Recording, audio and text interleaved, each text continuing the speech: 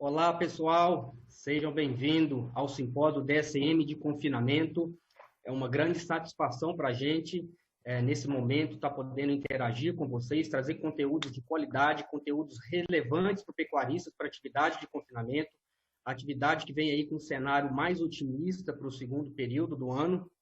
E hoje nós vamos abordar aqui temas muito importantes de manejo alimentar para maximizar os resultados zootécnicos e também financeiros da operação de confinamento, certo?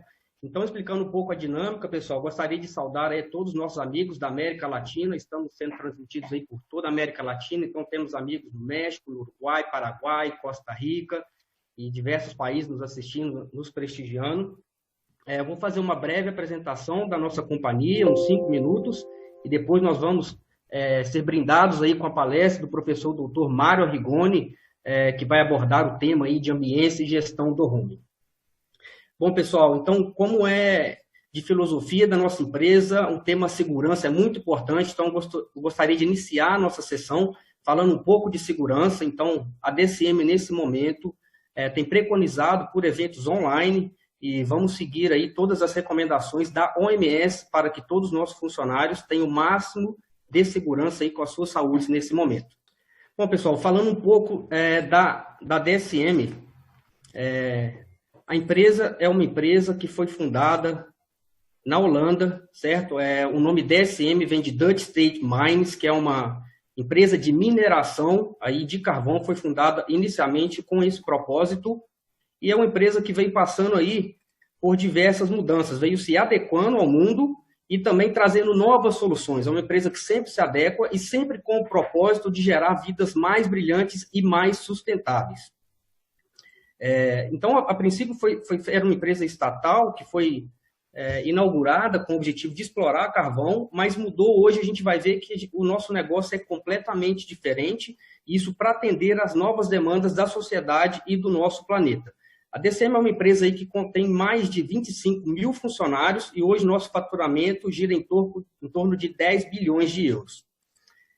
Nós estamos presentes por todo o planeta, por todos os continentes, temos fábricas, temos centros de distribuições muito importantes pela América Latina. No Brasil, nós temos uma fábrica em Mairink e também uma fábrica em Jaguaré e uma fábrica em Pecém. E para que a roda gire sempre perfeitamente, temos 9 centros de distribuição para estar sempre atendendo aí com muita agilidade nossos clientes. Então, são espalhados aí pelos 4 cantos do Brasil e também na América Latina os nossos centros de distribuição. Falando um pouco dos ramos de negócios da empresa. A DSM é uma empresa de saúde, nutrição e vida sustentável. O que isso quer dizer? Nós temos dentro da empresa 2 segmentos de negócio. As ciências de materiais, e aqui a nossa proposta é fazer materiais mais resistentes, mais duráveis e que tenham o mínimo de dano possível para o meio ambiente. Então, a DSM é uma empresa de tecnologia especial de materiais e fornece aí ingredientes para diversas indústrias consagradas no mercado, como a Apple, como a Toyota, como exemplo. E o segundo segmento são as ciências da vida. E aqui entra a parte de nutrição e saúde animal e humana. Eu gostaria de destacar aqui a proporção do negócio que advém de nutrição animal. Nós temos aqui abaixo, representando aqui no gráfico de pizza, 34% do nosso negócio focado em nutrição animal. A gente entende que a população tem uma demanda crescente, nós vamos precisar de mais alimentos, e a empresa então investe em negócio para gerar mais alimentos, mais produtividade, mas também mais qualidade desses alimentos, melhorar o valor nutricional e também que seja feito de uma forma sustentável.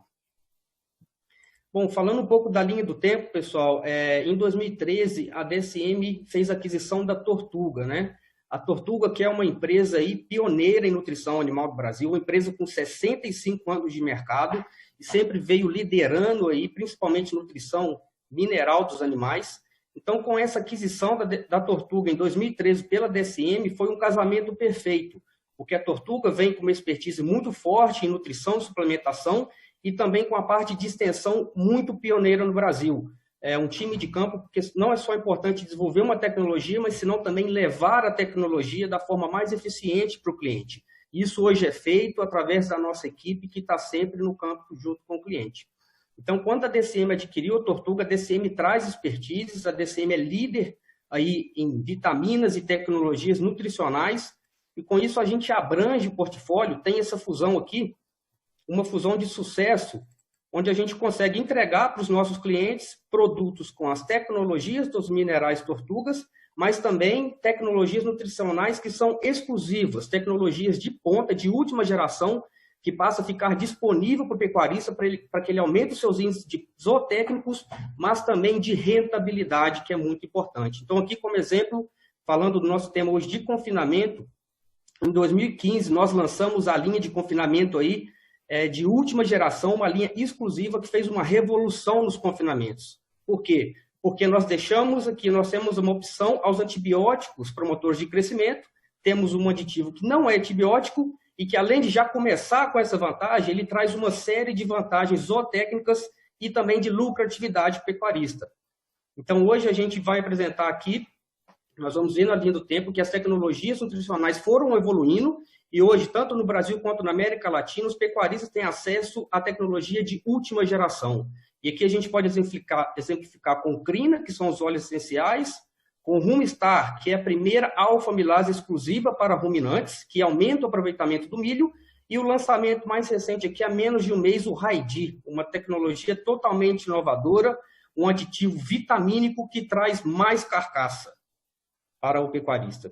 E, como eu falei antes, não é somente importante ter tecnologia, mas também ajudar a aplicar no campo. E, para isso, a gente tem aqui um time de força, são 800 colaboradores, dia a dia, ao lado do pecuarista, e, para isso, nós temos também 80 técnicos.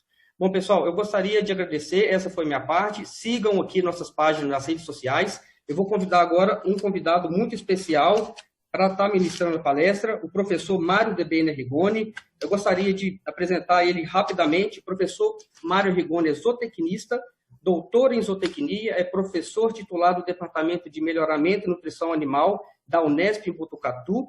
Ele é pesquisador do CNPq e o professor Mário vem fazendo pesquisas com confinamento desde 1986, ou seja, 34 anos de experiência em nutrição e confinamento. Ele também foi um dos líderes aí do projeto que lançou o projeto do bovino super precoce no Brasil, ou seja, novilhos abatidos aí com 13, 14 meses em 1994. Professor Mário Rigoni, chega para cá, seja bem-vindo à nossa conversa. Boa noite, Vitor, boa noite a todos. Cumprimento na sua pessoa toda a equipe da DSM e agradeço o convite e a participação nesse simpósio de grande importância nacional e internacional. Cumprimento também todos os participantes de outros países. O tema proposto de ambiência e gestão do rumen, ele é conduzido por uma equipe, e desde já agradeço e também cumprimento toda a equipe. Ela faz parte de estudos básicos e aplicados, então eu preciso envolver todas as sessões aí que estão vinculadas a esse tema. Muito bem. Para iniciar, eu acho que e fazer uma associação de informações junto com a palestra do Tiago Bernardino e também alguns pontos que o Luiz Fernando apresentou da semana passada, a caracterização dos animais do confinamento é um ponto importante para iniciarmos nossa conversa. Ou seja, estamos entendendo que o momento agora vai ser os confinamentos vão envolver animais leves, animais jovens, mais jovens, animais com massa muscular deficiente, estressados, com baixa imunidade e mais exigentes nutricionalmente.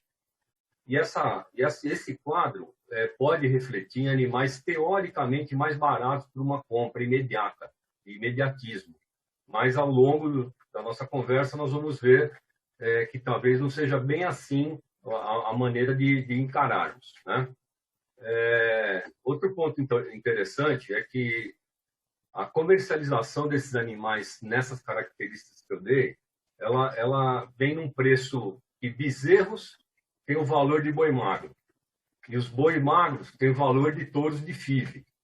Esse convite é que nos faz refletir muito agora como que nós vamos lidar com esse parâmetro que está na segunda linha do slide, da eficiência biológica versus economicidade. Porque uma coisa é você trabalhar com um animal eficiente e outra coisa é o resultado econômico. Mas vamos defender que em tempos de margem estreita, como o Thiago Bernardino apresentou no primeiro slide, num cenário pessimista, e nós temos que manter pelo menos os 2% ao mês de rentabilidade, nós vamos cair numa métrica muito mais importante, talvez, do que só o rendimento da carcaça ou só a eficiência alimentar. Mas sim a conversão agora em quilos de carcaça produzida e, mais que isso, no que realmente ela é paga, ela é remunerada com bonificação ou sem, em cenário China ou não. Então, eu acho que essa que é a reflexão que nós vamos fazer e vamos tentar crescer esse assunto durante a nossa apresentação. O Fábio Dias, da JBS, emprestando aí uma informação importante e somando a essa primeira informação que eu dei, mostra que em 2018, os animais abatidos em todas as plantas da JBS recaíam 64% em cima sobre bois erados, quer dizer, boi acima dos 30 meses, aí, já com as trocas de dentes. E só 37% dos animais jovens.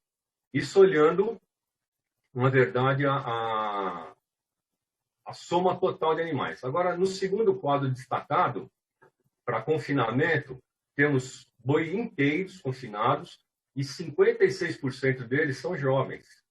Jovens quer dizer, até os 30 meses de idade, no modo geral. Essa informação é muito importante, porque vem assim corroborar, né, com aquilo que eu estou dizendo. Tem animais jovens chegando, os manejos são diferentes, os manejos são mais desafiadores.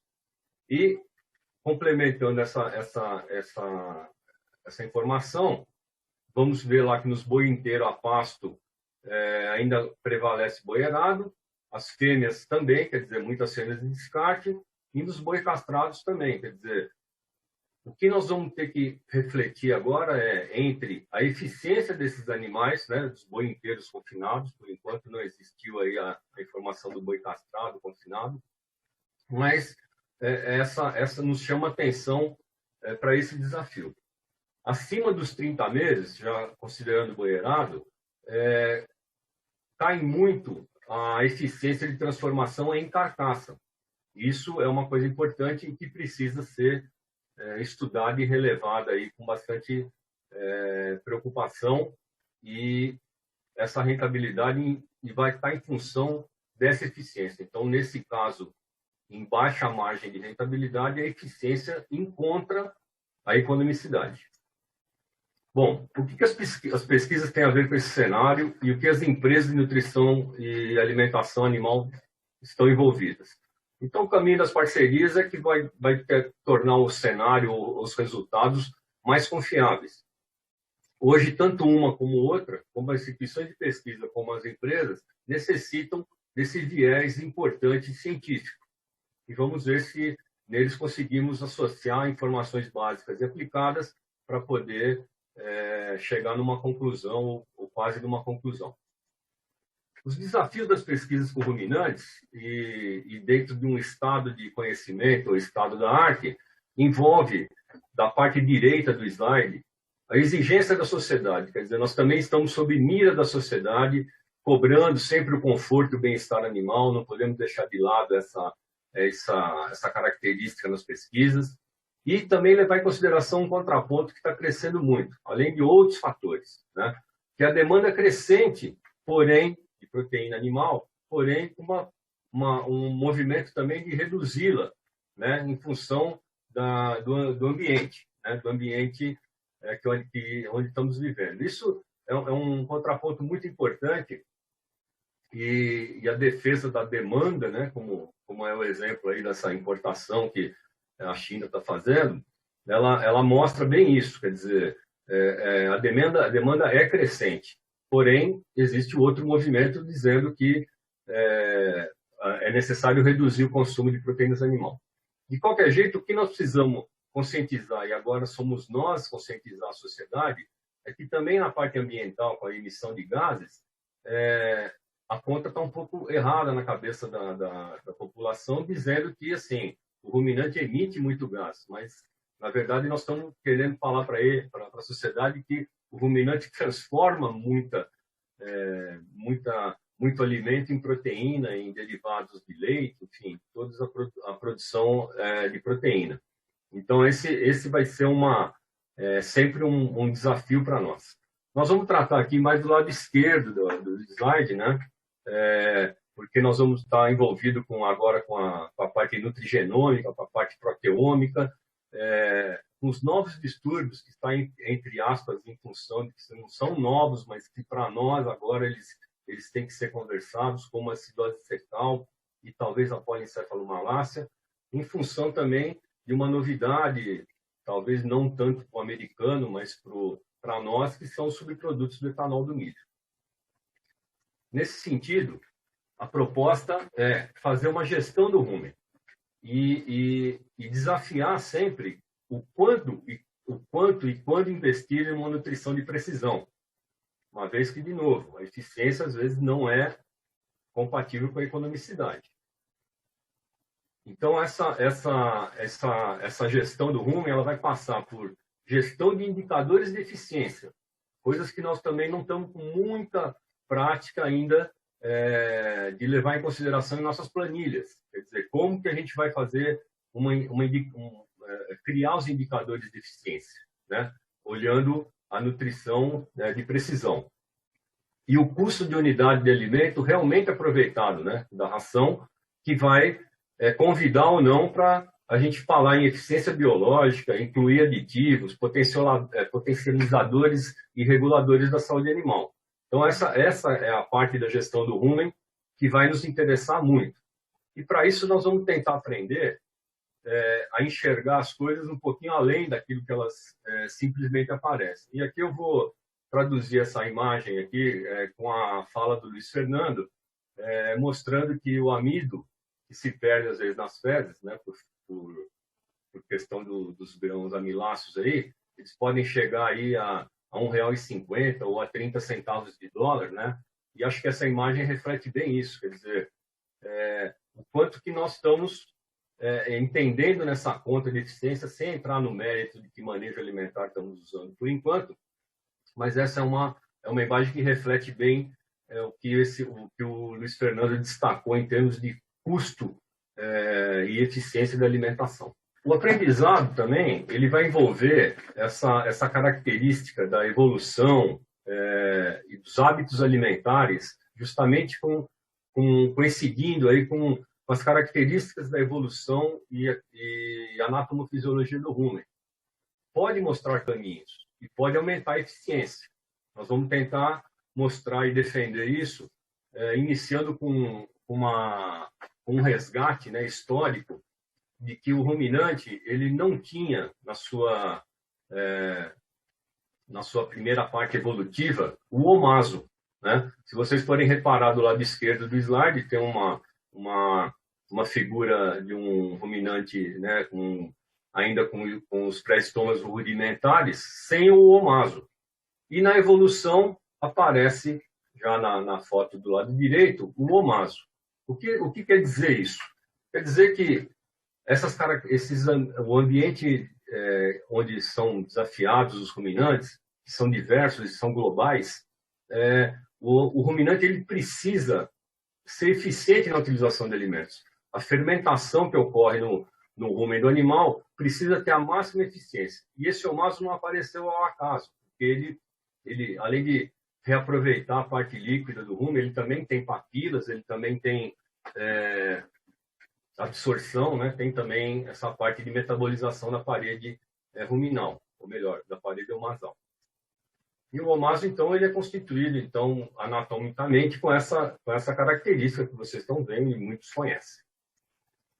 E o ruminante, então, assim, é desafiado ao longo do tempo, e aqui está mais ou menos contada a história do que era uma nutrição, onde o Vitor destacou em 1986, aí, quando começaram a confinar animais com maior número, Então, fizemos essa evolução, né? Partindo de 60% de volumoso, até hoje, entre 20% de volumoso e 80% de concentrado, que está mais ou menos naquilo que o Danilo vem apresentando nas pesquisas dele, né? Até chegar que um ruminante é capaz de comer só grão, né?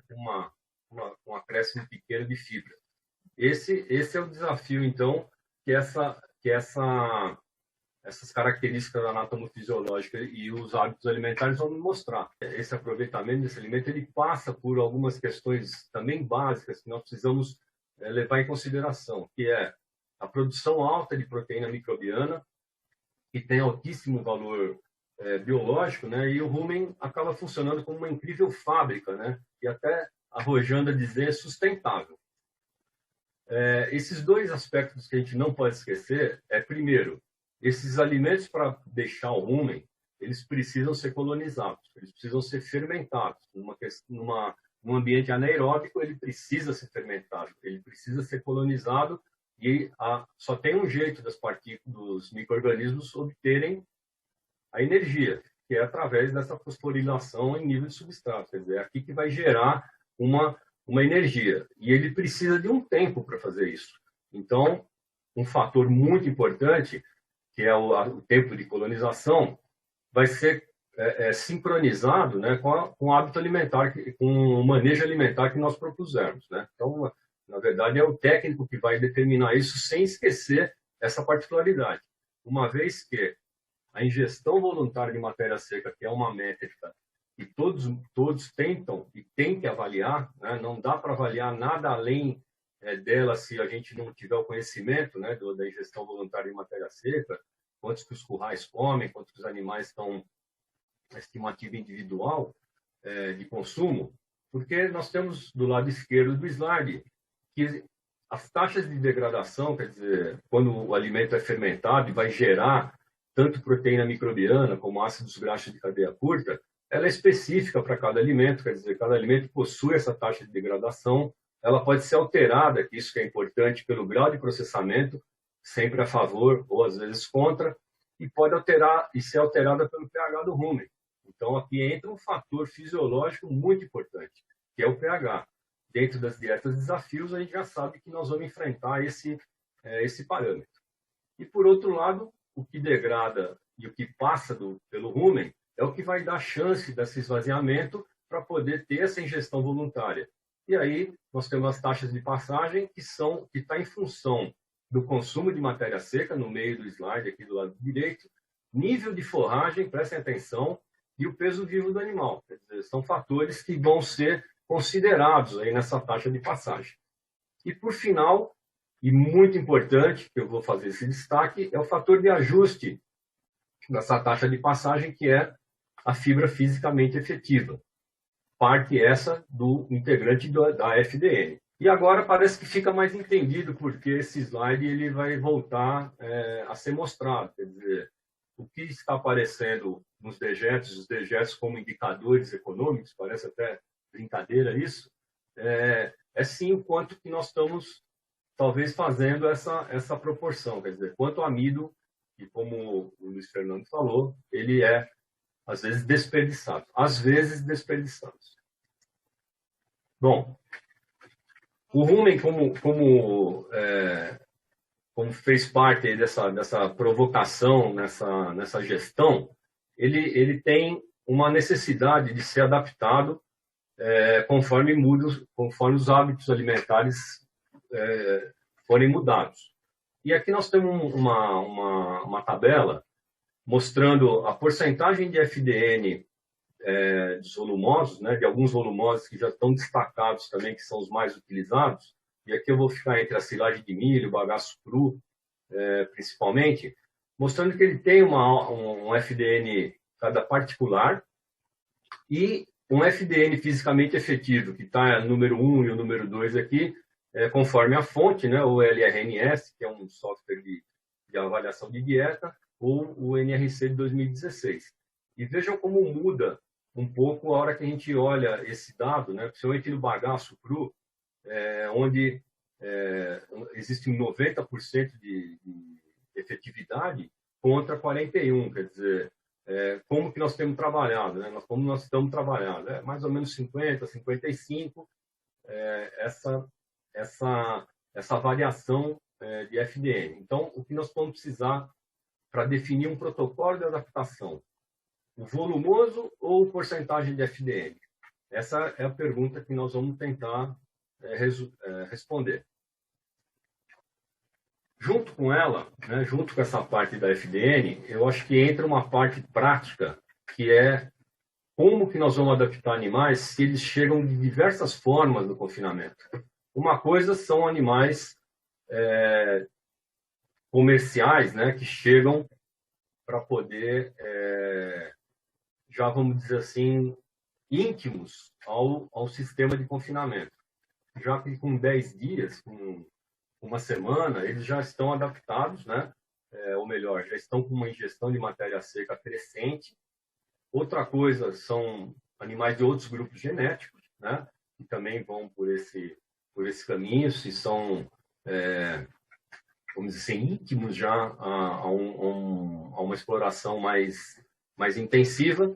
Mas eu estou de olho e estou preocupado, estamos preocupados com esses animais que chegam realmente numa situação onde estão deitados por cansaço, estão estressados, não demonstram ainda interesse por ingerir alimento com proporções de concentrado e volumoso diferente, vazio proeminente, ou seja, nós precisamos fazer uma ingestão compensatória antes de pensar em qualquer coisa, dar funcionalidade para o rumen e deixá-los, vamos dizer assim, com uma métrica importante aí na ingestão dos alimentos. Então, essa é o olhar da adaptação que nós temos que fazer. Não existe a regra fechada em cima dessa tomada de decisão. Bom, o que nos preocupa também nessa adaptação é a flutuação dessa ingestão de matéria seca. Não só o quanto que consome, mas sim o quanto que se altera entre alguns dias seguidos aí de ingestão de matéria seca. Trabalhos conduzidos aí através de uma meta-análise de Pereira, aqui da Unesp, né, orientado nosso aí da equipe, mostrou o seguinte, que quando flutua mais que 6%, é um sinal muito importante para que nós tomemos decisões de rever as formulações, uma vez que pode ser que animais não respondam da mesma forma e cada lote vai ter essa característica. Quer dizer, onde não flutua tudo isso, não é bom também, mas não quer dizer que seja um sinal de grande preocupação. A partir dos 6%, ou seja, medindo que ele consumiu um dia antes, né, para o dia que você está avaliando, essa que é a conta dessa flutuação nesses 3 dias em média. E essa flutuação, ela pode ser explicada, né, por um distúrbio que vai começar a acontecer, que pode estar relacionado principalmente com o acúmulo de ácido graxo de cadeia curta, ou ácidos graxos voláteis, como é chamado. Esse acúmulo vai diminuir pH, vai acumular lactato, vai oscilar essa ingestão, pode diminuir desempenho, e agora uma informação sobre a ambiência ruminal, né, que é os danos às papilas, que pode acontecer seriamente. E aí fica muito simplista, né, nós pensarmos que manejo nutricional inadequado dá acidose ruminal. Pode dar ruminites e pode chegar até abscessos hepáticos, conforme a lesão e conforme a contaminação do rumen. Então, o que nós temos que resgatar, talvez, é a lembrança importante de como é destacado, né, nesse cenário, a saúde das papilas. E as papilas, elas têm uma função muito importante, né, que é esse contato aí do epitélio com o ambiente ruminal e a circulação e a metabolização. As pesquisas mostram, desde que nós iniciamos aí junto com o Danilo, com a professora Cíntia e os outros orientados, que ruminites elas podem estar relacionadas, dependendo do grau de lesão, o número de lesão, até com o desempenho. Ou seja, se eu tenho uma grande quantidade de de áreas lesionadas, eu posso sim comprometer o desempenho do animal. Esse dado sempre nós estamos acrescendo as informações. Agora, esse é um resultado que nós só conseguimos avaliar depois do abate. Então, a missão do técnico e do produtor é tentar se precaver sobre isso, conhecendo, então, mais ou menos esse caminho que nós estamos apresentando. Então, esse crescimento aí, ele é estimulado por propionato, quer dizer, quanto mais amido aí for degradado, quanto mais carboidrato aí que for no rumen, né, de fácil digestão, ele vai produzir esse propionato, ele vai indicar que 7 dias de adaptação, né, uma transição de dietas é suficiente para adaptar papilas. Um dado muito interessante é que quanto maior energia na dieta nesses dias aí, nessa adaptação, mais dias de adaptação o animal vai precisar. Vou ser mais claro. Então, quer dizer, maior energia que eu usar no início, mais dias eu vou precisar para adaptá-los. Então, sem ainda falar quantos dias, né? E dietas menos energéticas precisam de menos dias, mas também não pode ser uma quantidade muito pequena, porque daí você vai demorar muito nessa fase que vai impactar na terminação. E as papilas, então, são responsáveis por essa absorção de ácidos graxos de cadeia curta, e o tamanho está relacionado com a capacidade de absorção. Se nós formos entender, então, é isso. Má adaptação, papilas pequenas, acúmulo de ácidos graxos de cadeia curta, podendo estar relacionado com acidose subclínica. Um detalhe mais em foco é uma papila que vem de uma dieta de forragem, né, que apresenta uma integridade, e à esquerda e do slide, e uma dieta rica em concentrados, sem adaptação, que já ocorre a descamação da camada de queratina. Isso mostra que pode ser uma resposta do lado direito de um início de queda de pH, essa descamação. E esse excesso de queratização acaba funcionando como uma barreira, né, criada, né, para poder evitar essa queda de pH ou esse dano na papila. Mas ela tem menos organelas, é menos absortiva a hora que ela está com essa camada grande de queratina. Isso vai te chamar hiperqueratose, que é uma disfunção, né? Mais detalhes, a gente pode ver as papilas íntegras, né, e as papilas descamadas na hiperqueratose, à esquerda com dieta rica em forragem e a direita com a descamação. E aqui entra o assunto também muito importante, que é a característica da fibra. Se ela precisa ser apresentada de uma forma, se é em função de quantidade de fibra, mas de qualquer jeito o desafio é manter as papilas íntegras, as papilas sem uma disfunção e sem uma injúria grande para que comprometa as absorções dos ácidos graxos que a gente está tentando produzir cada vez mais em função do alto concentrado. Bom, na prática, essa adaptação ela pode vir conciliada, né, numa escada, né, o que a gente chama, e o Danilo Millen e a equipe aí trabalham bastante nesse tema, até chegar numa dieta de terminação com segurança, né, entre um consumo esperado, que é no início da adaptação, quer dizer, em função das tabelas, né, de exigência, que nós vamos ter que consultá-las e ter que tê-las como alvo, né, e passar por adaptações nesse quadro que nós estamos vendo de proporções diferentes, né, até chegar no consumo esperado. Esse consumo esperado, ele pode ter, dependendo das situações, e aqui nós destacamos a silagem de milho e o bagaço de cana, porque vem aquela pergunta que eu deixei, né? Volumoso ou teor de FDN? Se nós formos pensar, o teor de FDN nos dá muito mais segurança, uma vez que nas rações finais eu posso ter proporções diferentes de volumosos, né, dentro desse manejo alimentar, porém com concentrações de energia similares. Isso aí é que vai vai determinar, então, também o sucesso do consumo alimentar na terminação, que é um ponto bastante crítico. Esse resumo que vem apresentado nesse slide, né, é uma linha que a gente cultiva bastante, né, e encontramos aí, desses experimentos, que podem ser animais adaptados de 6 a 21 dias, né, e levando em consideração essas sinalizações que a gente destacou.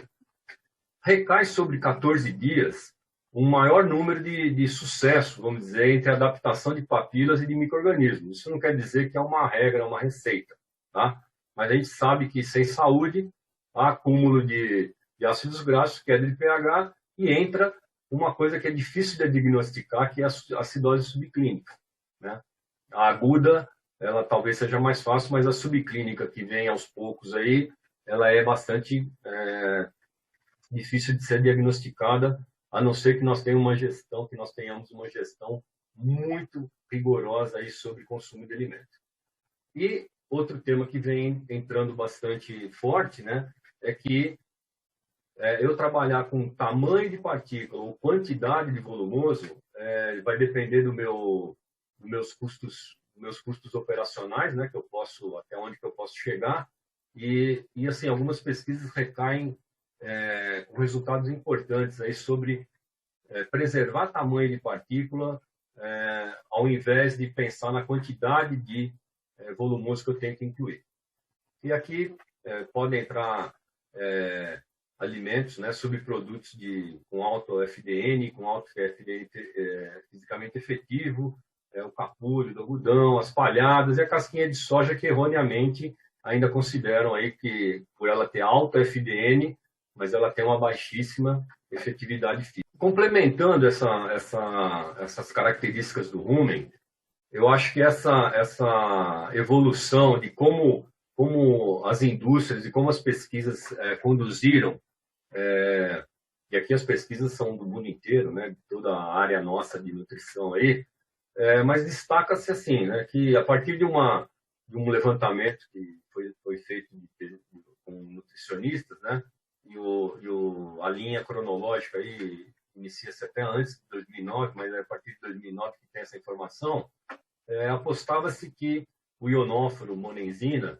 era o aditivo que era realmente mais utilizado, e 11 anos depois, né, que nós estamos hoje, a evolução mostra que a associação de aditivos ou pacotes tecnológicos, né, envolvendo leveduras, envolvendo óleos essenciais, enzimas e vitaminas, elas são atrativas e podem ser relacionadas com a tal eficiência que a gente vem defendendo. Bom, nesse ponto, esses pacotes tecnológicos, eu gostaria de convidar o Vitor para que ele falasse de uma experiência, das experiências aí, concordando, né, nesse pacote tecnológico que a DSM Tortuga vem colhendo aí ao longo desses anos. Vitor, por favor. Bom, professor, obrigado aí pela oportunidade. Então, professor, como essa linha do tempo mostra, a gente tem observado aí a adoção de novas tecnologias como aditivos, né? A monenzina tem um papel muito importante para os confinamentos. Ela é usada desde a década de 70, mas agora que nós sabemos lidar com essas dietas quentes, ou seja, novas tecnologias de formulação, aparecem e surgem novos aditivos que são alternativa à monenzina, não são antibióticos e vão resolver os principais problemas do pecuarista. E quais seriam essas vantagens? A monenzina é muito conhecido que ela reduz o consumo. Tem meta-análise de Duffield, por exemplo, que mostra que ela reduz de 4% a 6%. Mas hoje em dia, com dietas bem formuladas e com animais com alto potencial genético, eu não quero reduzir o consumo desses animais. Eu quero que eles consumam mais, com uma ótima saúde ruminal e uma maior eficiência biológica possível, que é aí uma métrica altamente correlacionada com a rentabilidade. Então, nesse sentido, os óleos essenciais, professor, nós fizemos algumas pesquisas no ano passado, em parceria com a Unesp de Botucatu, onde a gente usou uma ferramenta do Bolus, que mede o pH em tempo real do ruminante. Então, nessa avaliação, a gente comparou uma dieta bem desafiadora, com 55% de amido, animais consumindo aditivo crina e urmistar, que são os óleos essenciais, e as enzimas e a monenzina. O que a gente observou? uma menor oscilação de pH, um melhor controle de pH. Isso tudo ocasionou o que o senhor falou. Uma maior estabilidade de consumo vai gerar aí até 0,6 arrobas a mais, só por uma adaptação com menor flutuação. Então, os óleos essenciais, a gente tem feito pesquisa desde 2015, nós já temos aí 10 trabalhos científicos publicados, e a gente vem tendo maior consumo, né, na DAP no período total, o maior desempenho, e a combinação aqui de óleos essenciais com o Rumistar, os trabalhos mostram 12 quilos de carcaça adicional em comparação à monenzima. E como a gente vai falar do novo aditivo aí, que é o Raidi, que é um aditivo vitamínico, ele traz ainda mais 0,3 arroba, então a gente tem, com essa associação, um ganho aí de 17 quilos de carcaça no mesmo período de confinamento. Obrigado aí pela pergunta. Obrigado, Victor. Resumindo aqui as informações, então, e parando nos pacotes tecnológicos, acho que esse experimento, né, vale a pena colocá-lo em público aí, né? Foi um projeto de pesquisa apoiado pela FAPESP, tentando identificar as regiões genômicas relacionadas à acidose ruminal de bovinos Nelore confinados. Quer dizer, dentro daquele cenário de características de animais, nós temos alguns animais que podem responder com mais resistência para a acidose. E esse projeto ele é um projeto grande, são 7 experimentos simultâneos, na participação da FMVZ, da Hidracena, da Exalc, do Centro de Inovação da DSM, lá na Fazenda Caçadinha, que envolveu 642 Nelores machos não castrados, né? E com dietas obrigatoriamente acima dos 80% de concentrado. Então, tentando identificar esse resultado. E que foi revelado, né, que existem genes que estão envolvidos principalmente na regulação negativa da secreção salivar. Quer dizer, são genes que a gente tem que tentar selecionar, né, procurar os positivos aí para que essa secreção salivar seja responsável aí pelo tamponamento do rumen, e assim mais uma característica, né, mais uma identificação aí para poder ser levados numa base genética para o Nelore. Quer dizer, esse é um ponto aí que esses pacotes tecnológicos, né, ele começam a envolver desde da revelação desses genes, que são as ômicas que eu destaquei no começo, até encontrar realmente que existe essa relação. Bom, outro ponto importante, agora saindo um pouco do rumen e vendo a composição corporal e a composição de ganho do alimento, dos animais, é uma ferramenta que a gente tem valorizado por fazer-nos entender, sem o abate do animal, como anda as taxas de deposição dos tecidos. E eu, de novo, resgatando uma informação, disse no começo que os animais que estão chegando no confinamento, eles têm baixa massa muscular, quer dizer, eles têm pouca massa muscular. E é uma hora de tomada de decisão como que nós vamos alimentá-los se postergamos as rações de crescimento, enfim. E isso vai levar a uma previsão de dias de coxos, uma formação uniforme de lotes e um potencial de marmorização que começa a entrar em cena. Mas uma coisa que nos chamou a atenção sobre essa chance de colocar mais musculosidade no alimento foi esse aditivo que o Victor destacou no final, que é o Raidi, e eu vou convidá-lo de novo para nos relembrar aí como que foram os resultados com a vitamina, né, ou o Raidi propriamente dito. Victor, por favor, retorne aí para que complete essa informação.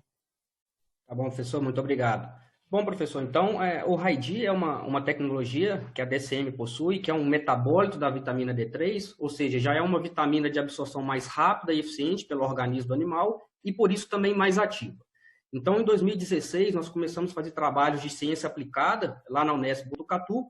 Então, nós colocamos esse aditivo em cima do Crino Rumistar, onde a gente já tinha 12 quilos de carcaça a mais. E nessa pesquisa, tivemos uma surpresa muito boa, tivemos um aumento aí do rendimento e do peso de carcaça. um aumento aí de 0,5 ponto percentual de carcaça e mais 0,3, somado aquelas 12 arrobas. E isso despertou bastante interesse aí para pesquisar. A vitamina D, ela vem sendo pesquisada também para humanos, aí, não somente para a saúde, mas também para o metabolismo muscular. Então, a gente fez uma análise de expressão gênica de alguns indicadores de anabolismo, sendo esses o GF1 e GF2 e a mTOR. E o que isso indica? Os animais que receberam RAID tiveram maior expressão gênica desses indicadores moleculares. Traduzindo isso, tiveram mais carcaça por maior hipertrofia, ou seja, maior diâmetro de fibra. Então, o RAID ele tem esse papel de estimular o crescimento muscular e quando você utiliza ele no núcleo, no pacote, o resultado é um maior rendimento de carcaça e um maior peso de carcaça quente final também. Obrigado, professor. E aí, Vitor, é sempre bom ressaltar esses resultados e retomando, então, essa importância de conhecer a composição corporal e o ganho em carcaça que esse animal vai ter, talvez esse diagnóstico mais cedo possível ajude a tomar decisão e ajude a pensar nessa eficiência e economicidade. Porque o nosso rebanho ele é diversificado, tanto na parte dos zebus, né, como dos zebuínos, aí, chamando a atenção num slide bem conhecido aí do Nelore. Esses animais, às vezes, têm o mesmo tamanho, mas composição corporal completamente diferente, né? E também nos animais de origem europeia, ou seus mestiços, né? E que a gente precisa ter a métrica do conhecimento da composição corporal e não só do ganho do peso. Portanto, entra um fator muito importante, né, as imagens só para chamar a atenção, e aí eu agradeço a Liliane aí por me ceder essas imagens, né? Mas nós vamos ter que considerar nesse animal que está sendo produzido também os animais de potencial gourmet, né, ou grill aí que está sendo no mercado, que está sendo exigido no mercado. E aí no lado esquerdo do slide nós temos o grupo genético, né, que vai ter uma certa porcentagem de marmorização, o Angus e o Wagyu aí como parte mais extrema. Quer dizer, isso aí vai ser natural, mas nós temos que pensar qual a alimentação que nós vamos dar e quão eficiente ela tem que ser para poder fazer sem os exageros aí da parte da direita. Então, recaindo só sobre o Nelore, nós temos essa classificação aí também fornecida pela Liliane, onde nós temos animais de 1,5% de marmorização até 7%. Como que a dieta vai poder fazer ou mexer nisso aí, né? Ou mexer nessas porcentagens já com uma aptidão genética de herança, né? E aí, já terminando um pouco essa parte, eu vou ressaltar e vou relembrar de novo que eu vou precisar sempre de níveis altos de amido na dieta. E aí cabem pacotes tecnológicos que vão ao encontro dessa exigência e resgatam um pouco no tratamento de grãos, a silagem de grãos úmidos, né? Que está entrando em cena porque os investimentos aí a parte de floculação, a parte de qualquer processamento do grão, principalmente de milho, que é o mais utilizado, 100% dos confinamentos, segundo a penúltima informação do Danilo nas pesquisas, né, podem ter impacto positivo na marmorização e nas gorduras subcutâneas. Então, é tema atual ainda discutir se o amido deve ser degradado no rumen ou deve ter uma digestão no intestino delgado, como que se pode ter essas enzimas que ajudem essa metabolização. E em cena também, vamos dizer, por consequência desse aumento de amido aí, começa a surgir os questionamentos sobre a acidose fecal, a acidose do seco, né? Então, nós precisamos considerar a quantidade e processamento desse milho com os fatores de associação de alimentos. E aqui envolve todos eles, né? Desde volumoso, desde adaptação, mas começa a surgir essa pergunta, né? Muitos animais, alguns animais, uma porcentagem significativa de animais começa a aparecer essa acidose e nós já enfrentamos alguns com esse quadro. é só um slide de ilustração, né? Mas é uma injúria grave, né? Uma injúria que pode levar o animal a ser descartado ou até perder a função econômica dele no confinamento. Então, estamos chamando atenção para esse fato. E também no cenário entra dessa eficiência os subprodutos do etanol do milho. E eu destaquei aqui uma função, né, de nutriente da família DDGS aqui, que eu estou chamando, tem os WDG.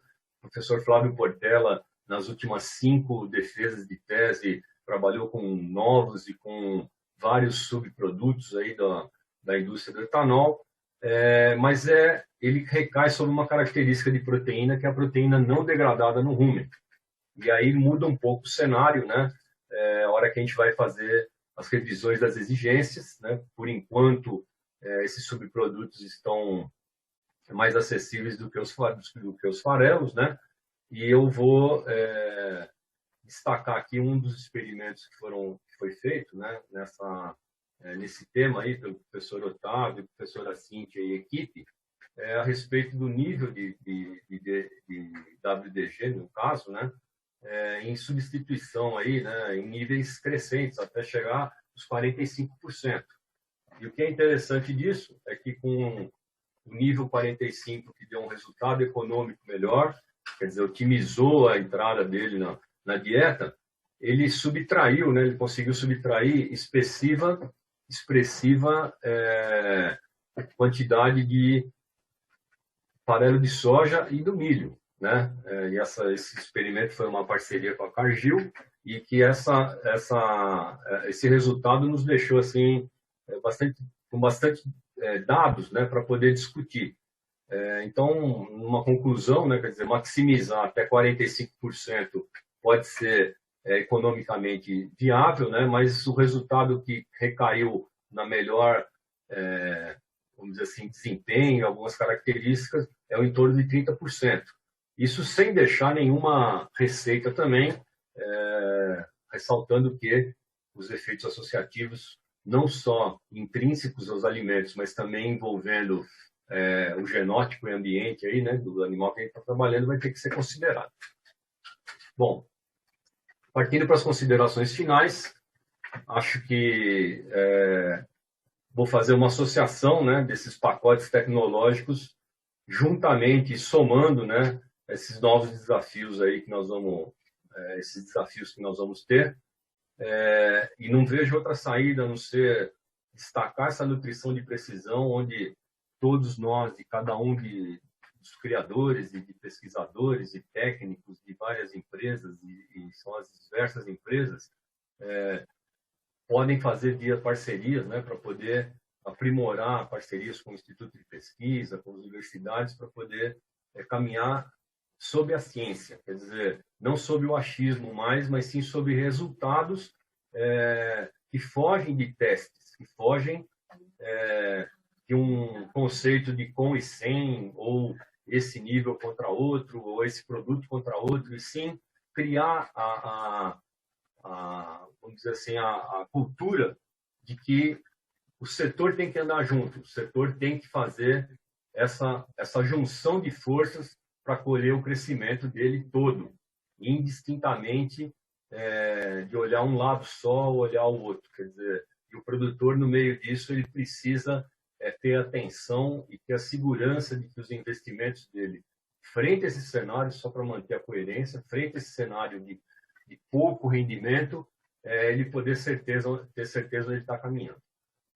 Eu termino minha apresentação. Acho que passo para o Vitor para conduzir as perguntas e vamos tentá-las responder o melhor possível. Muito obrigado, professor. Muito obrigado aí por trazer esse excelente conteúdo aí. São novos conceitos aí na nutrição animal e novas oportunidades. Professor, nós temos várias perguntas. Espero conseguir responder o máximo possível. Vamos começar aqui, então, com uma do Antônio, da Fazenda Santa Helena, professor. Ele pergunta sobre esses processamentos aí do milho, onde você aumenta a taxa de degradação, e esses aditivos também, como a amilase, que também aumenta a taxa de degradação, se isso pode acidificar o rumen, ou seja, trazer acidose clínica ou subclínica? Bom, vamos tentar responder para o Antônio da seguinte forma. Nós estamos tentando maximizar a utilização do amido no rumen. E isso vai ter um preço, né? E vai ter um desafio muito maior se nós deixarmos, por exemplo, o milho íntegro, né? Ou melhor, com pouco processamento, e que daí nós vamos ter um custo de sítio de digestão que a gente desconhece um pouco. Quer dizer, isso aí pode sim cair numa quantidade grande na alimentação, né? E pode sim trazer esses distúrbios novos que eu chamei, que é o distúrbio no seco. Tem a gente pode amenizar um pouco isso, né? Colocando os aditivos que a gente conhece e mais potencializando, talvez via enzimas, né? Associando, né? Que a gente já trabalhou com aditivos aí e também óleos essenciais, enfim. Eu acho que no rumen a gente encontra mais possibilidade de amenizar esse fator de queda de pH do que o preço total dele, a hora que a gente perde a eficiência de utilização do amido. Para isso, a taxa de passagem, a taxa de degradação, elas precisam ser bem controladas para que não caiam em prejuízo aí, de desperdício do amido. Perfeito, professor. Nós temos mais uma pergunta aqui, professor. Agora é do André Aguiar, da Boviplan Consultoria. Ele pergunta: o meio ponto percentual de benefício do RAIDI teve diferença estatística no trabalho? Quantos trabalhos foram publicados sobre a utilização do RAIDI? Ele teve diferença estatística, sim, em um ponto percentual maior, né, no rendimento de carcaça, tá? E agora estamos completando o quarto experimento, né, que vai ser envolvido esse desafio do RAIDI.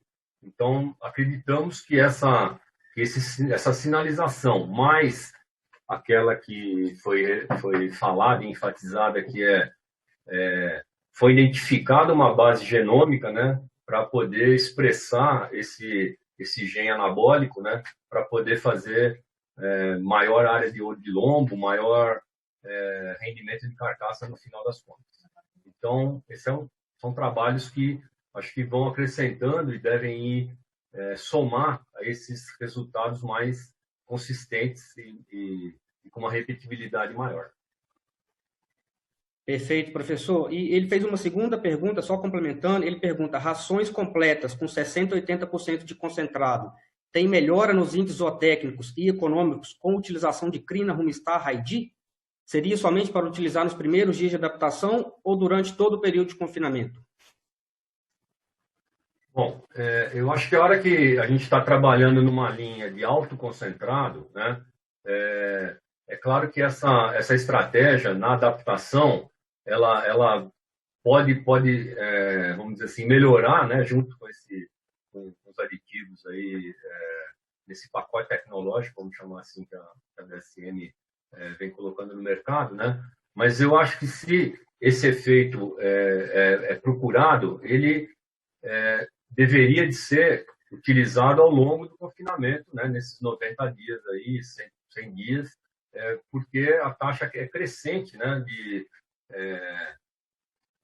inclusão de amido, né? De inclusão de concentrado aí, quando temos 80% desse concentrado e podendo chegar até 55% de amido na ração, na dieta, né? Então, eu acho que aí é um trabalho se deu resultado na adaptação, deve perdurar até o final. Perfeito, professor. Só complementando a sua pergunta aí, ele perguntou quantos trabalhos são publicados. São 2 trabalhos já, um feito na Unesp e um no nosso Centro de Inovação, foram publicados no Animal Science, e tem um trabalho que foi conduzido no ano passado com animais cruzados, que o ganho foi de 0,7 pontos percentuais em cima do crino rumistar. Quanto ao tempo de utilização, a gente recomenda todo o período, porque foi o que foi utilizado nos experimentos e faz todo sentido, porque no primeiro período a gente tem um crescimento ainda de massa muscular dos animais, e no final do confinamento, onde a eficiência tende a cair, o RAIDI vai segurar ainda esse ganho, tá? E aí eu já emendo com a pergunta aqui se o RAIDI é um beta-agonista, professor. Eles perguntaram, não. O RAIDI não é um fármaco, né? É um suplemento vitamínico. não é um beta-agonista, ele não desvia a energia da gordura para o músculo, ele estimula o crescimento muscular. Então, ele tende a trazer essa maior eficiência biológica usada durante todo o período. Ok, professor? E da eficiência econômica das tecnologias Crina, Rumstar e Raidi, professor, eu compartilho o nosso benchmarking coletado há 5 anos, aí, representando já 1 milhão de animais confinados no Brasil, onde a gente tem um ganho com Crina Rumstar de 30% na rentabilidade, e quando a gente usa o pacote com o Raidi, esse ganho vai para 65%. O Hugo Cunha, nosso gerente, vai mostrar todos esses resultados em detalhes na próxima etapa, que é a quarta que vem, pessoal. Perfeito? Professor Muito obrigado, Vitor, pela complementação. Acho que deixou mais consistente a resposta aí. Muito obrigado.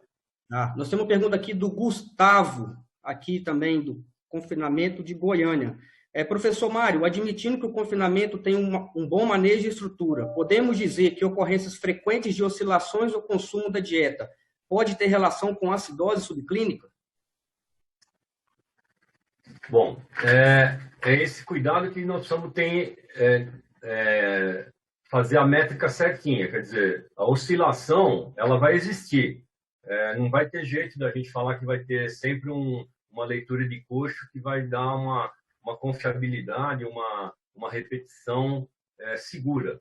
O que nós precisamos entender é se essa oscilação ela está relacionada com uma porcentagem muito alta de queda ou de aumento, né, subsequente, porque aí sim isso pode estar caracterizando numa acidose subclínica, se isso repetir, né, várias vezes, e o que é muito importante é ficar, assim, observar o enchimento ruminal desse animal. Quer dizer, se a hora que ele está em restrição, ou melhor, a hora que ele se restringe um pouco o consumo, ele continua confortavelmente com o rumen pleno, né, o rumen tomado do alimento. Então, eu respondo da seguinte forma: acho que essa oscilação ela tem que ser sempre utilizado esse bom senso de quanto que, nesse caso, na propriedade, lá em Goiânia, como que ele vem acontecendo historicamente. Porque se o animal apresenta dentro dos parâmetros o ganho esperado, se vem com bom rendimento, se vem com todas as características, sem um score de fezes bom, quer dizer, sem muco, sem aparecer nada de errado, vamos dizer assim, no manejo aí, né, na produção dessas fezes, ou mesmo nos cascos dos animais, enfim, é uma série de informações que vão ser somadas aí a isso para ter a certeza. Por isso que o diagnóstico subclínico aí é muito difícil. Perfeito, professor. Professor Rodrigo Oliveira é consultor autônomo. Ele pergunta sobre o experimento que você mencionou do WDG, se nessas altas inclusões é preciso tomar algum cuidado contra a formulação da dieta, né, no que refere aos níveis de minerais, e o que fazer no caso de refúgio de coxo. Ele parece que relata que com altas inclusões de WDG de alguns fornecedores também tem um problema de refúgio de coxo nesse tipo de dieta. Bom, quanto ao WDG, né, alguns cuidados aí, eu disse no começo aí, o americano tinha muita preocupação, né, dessa polencefalomalácia em função do tratamento que o subproduto recebe, com altos ácidos sulfúricos, que isso vai dar enxofre e vai exigir muita tiamina para poder fazer a desintoxicação no rumen, né, a respeito desse gás aí, que é um problema, né? Então, aqui no Brasil, a gente parece que não tem muito esse problema, porque agora perdemos um pouco no início, né, quando começaram as pesquisas, a gente tinha bastante informação sobre como era conduzido industrialmente esse subproduto, e agora perdemos um pouco, né, uma vez que existem vários subprodutos aí oriundos dessa família dos DDGs que a gente chama. Então, é preciso tomar cuidado com o fósforo, né, com os níveis de fósforo e de enxofre também, né, mesmo que não passem por esse tratamento, tá? Então, acho que esses níveis altos aí, realmente eles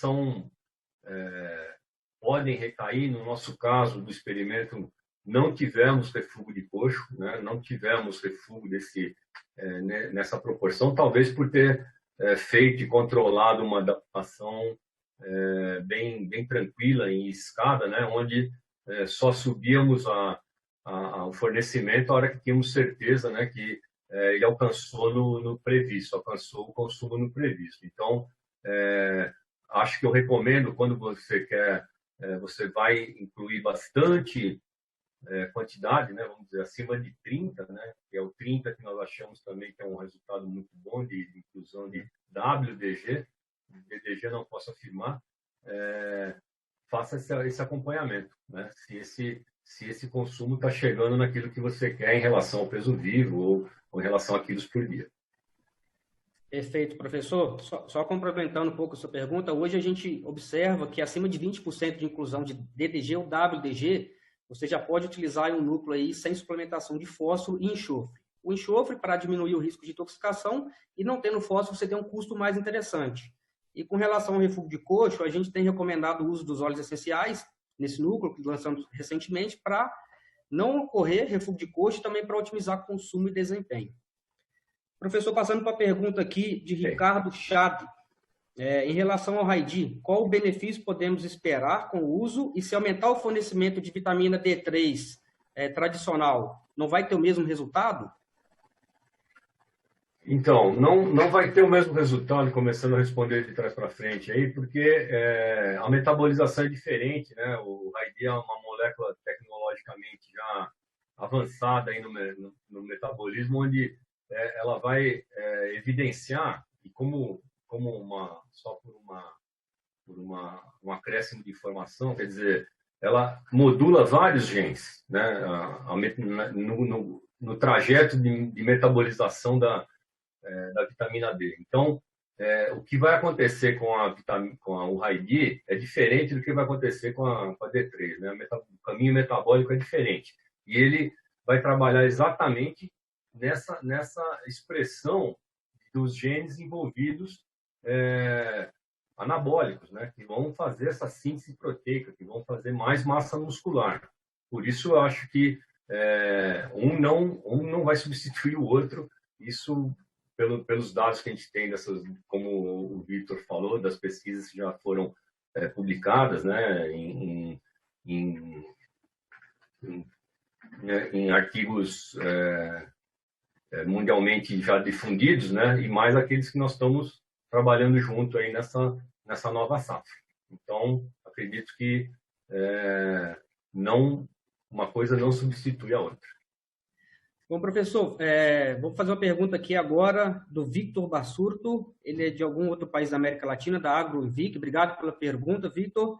Ele pergunta, quando se fala de inclusão de milho na dietas, poderia indicar o melhor processamento do milho? E aí eu gostaria de já emendar com a pergunta do Fernando Pus, da UTFPR, que ele pergunta também em dietas de alto concentrado, qual o melhor processamento, grão úmido de milho ou processamento com milho seco? E se tem algum aditivo mais eficiente para garantir a estabilidade do rumen. Se ficou confuso, por favor, me repita, professor. Não, acho que depois qualquer coisa complementaríamos, né? Mas assim, a silagem de grão úmido de milho, ela tem algumas vantagens agronômicas e algumas vantagens na ponta final do que é aproveitado no rumen, do que é transformado em proteína microbiana, do que é revertido aí em energia, né? Quer dizer, o quanto de energia líquida aí que vai ser computada no final das contas aí, vamos dizer, do ganho, né? Da energia de ganho que esse animal vai ter. Então, é claro que os americanos já, né, que conseguem investir aí com confinamentos de mais de 70 mil cabeças aí, investir num floculador, claro que seria uma grande saída, né? Lembrando que no Brasil nós temos aquele conflito, já apresentado também pelo Luiz Fernando, né, do milho dente e do milho flint, o milho duro e o milho que o americano usa, né? Nós usamos o milho mais duro, mas com maior vitrosidade, né, com maior dureza. Esse é que é o problema do tempo que os micro-organismos vão ter em alta ingestão, principalmente, porque quando tem uma alta ingestão, existe uma alta taxa de passagem pelo rumen, e isso vai dificultar um pouco a digestão, a degradação desse amido e fazer os benefícios que tem nessa fermentação, em função da velocidade que ele irá passar pelo rumen. Quer dizer, quanto maior essa ingestão, mais rápido ele vai passar. Em algum sítio digestivo ele vai ter que dar conta, senão ele vai para as fezes sem nenhuma degradação. Esse ponto é importante. E os aditivos aí, né, que vão contribuir com isso, existe sempre o escape, né, e na digestão do duodeno, principalmente, na primeira parte do intestino delgado, nós podemos ter ações importantes aí de aditivos que amenizem esse início de digestão e maior aproveitamento, que pode começar lá pelas amilases, enfim, por produtos aí que dão melhor resultado.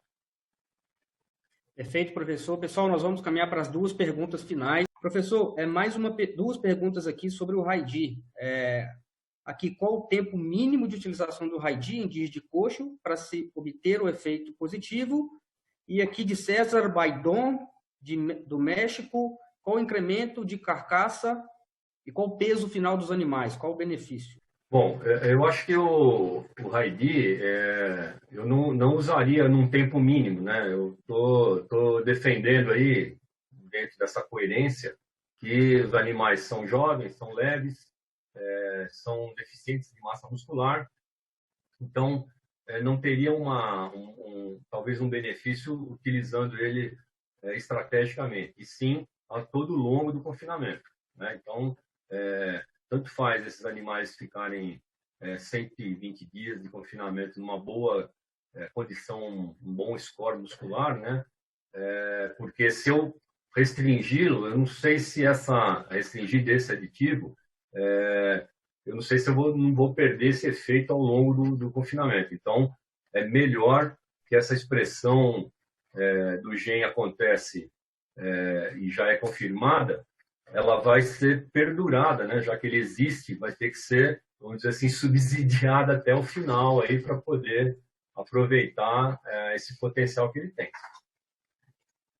Perfeito, professor. Obrigado. Vamos para a última pergunta aqui, mas só complementando, como o senhor falou, né, as pesquisas a gente usou por 90 e 100 dias e a simulação econômica também. Então, a dose de RAID, pessoal, é 1 miligrama do princípio ativo.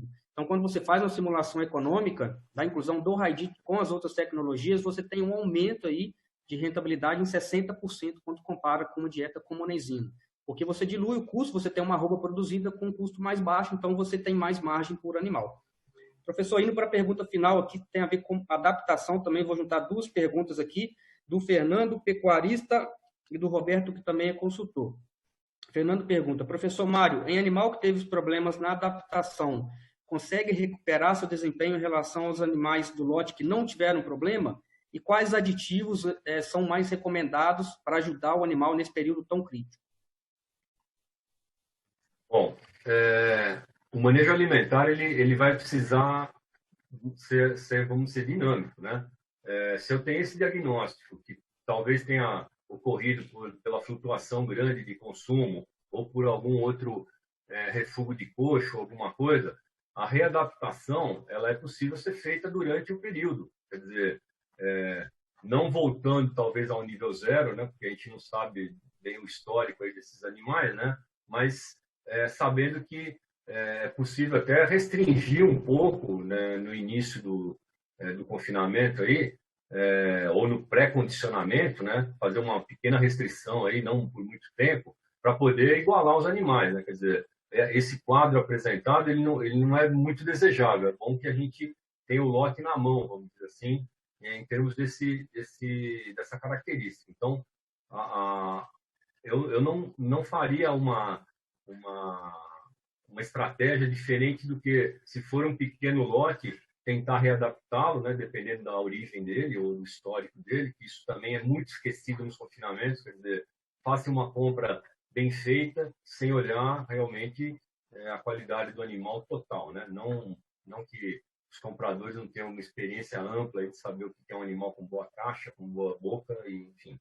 E os aditivos, eles vão sempre complementares, vão ser sempre complementar em função desse custo de carcaça que eu venho falando, que ao invés desse custo de quilo de carcaça, o lucro originado pelo quilo produzido.